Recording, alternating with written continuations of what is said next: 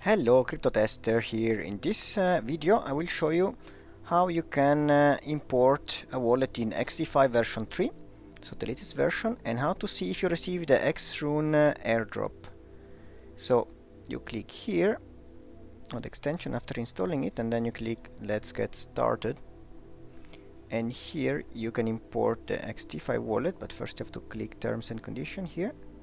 Do you accept them?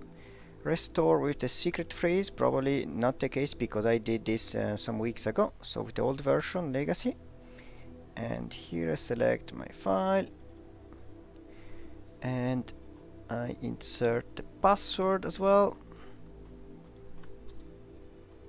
and then next.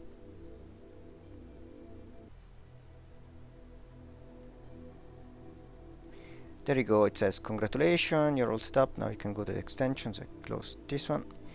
Extension is here.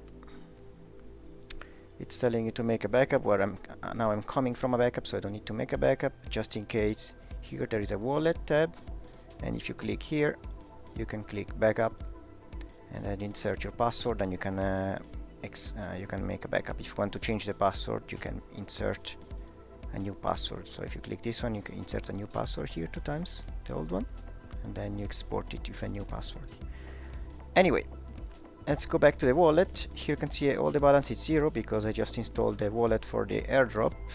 And now to see if I received it, I have to add XRUNE. So I click plus here, add assets, and then you search XRUNE to add it here. Next, as you can see here, I can see 300 XRUNE that are here. So this is the airdrop I just received on this date, July 11 at 0201. Alright, hope this video helps you, and I hope you received the airdrop. If not, probably you will go to to cry a bit in the Discord or Telegram, and good luck to get it. Please don't ask me support because I am not affiliated with them. If this video was helpful, please give it a like, subscribe, and see you in the next one. Bye bye.